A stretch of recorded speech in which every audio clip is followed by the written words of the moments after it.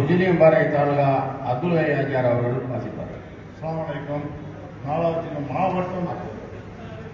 மாவட்டம் தோறும் வக்ஃப் கமிட்டிகள் அமைத்து பள்ளிவாசல் நிர்வாக கண்காணிக்கப்பட வேண்டும். இக்குழு வாரிய தலைவரின் கட்டுப்பாட்டில் இயங்க வேண்டும். அஸ்ஸலாமு அலைக்கும். அடுத்த மீரான் அவர்கள் வாசிப்பார்கள். அஸ்ஸலாமு அலைக்கும்.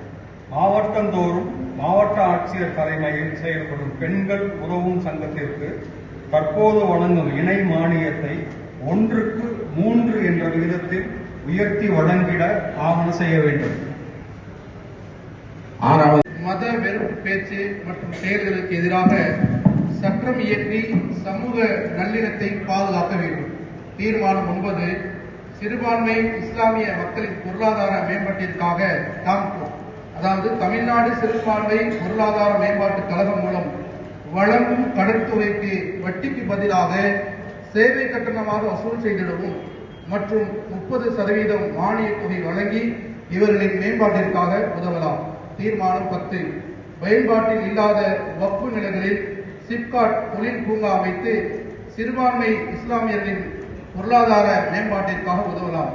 தீர்மானம் 11, நகரங்களில் பணிபுரியும் மற்றும் கல்வி பயிலும் இஸ்லாமிய பெண்களுக்கு வக்ஃபிற்கு சொந்தமான இடங்களில் மகளிர் விடுதலை ஏற்படுத்தி அரசு முன்வர வேண்டும்.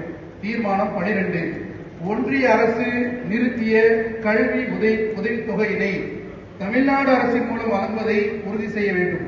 தீர்மானம் 13, அரசால் செயல்படுத்தப்படும் நலத்திட்டங்களில் அவ்வப்போது அதன் தாக்கங்களை அறிய மாவட்ட அளவில் மாவட்ட ஆட்சியரை தலைவராக கொண்டு சிறுபான்மையினரை உள்ளடக்கிய ஒரு கருத்துருவாக்க குழு ஒன்றை அமைத்து அதன் கருத்துக்களுக்கு ஏற்ப திட்டங்கள் மேம்படுத்த வேண்டும். தீர்மானம் 14, ஒவ்வொரு சட்டமன்ற உறுப்பினர் அலுவலகத்தில் மாதம் ஒரு முறை சிறுபான்மையினர் குறைதீர்ப்பு நாள் சமூக பிரதிநிதிகளுடன் நடத்தி குறைகள் தீர்க்கப்பட வேண்டும் என்று திண்டுக்கல் மாவட்ட ஐக்கிய ஜமாத்தின் சார்பாகவும் மற்றும் அனைத்து பள்ளிவாசல் நிர்வாக கூட்டணி சார்பாகவும் தமிழக அரசிற்கும் மற்ற ஒன்றிய அரசிற்கும் தீர்மானம் இச்சபை மூலம் நிறைவேற்றப்படுகின்றது.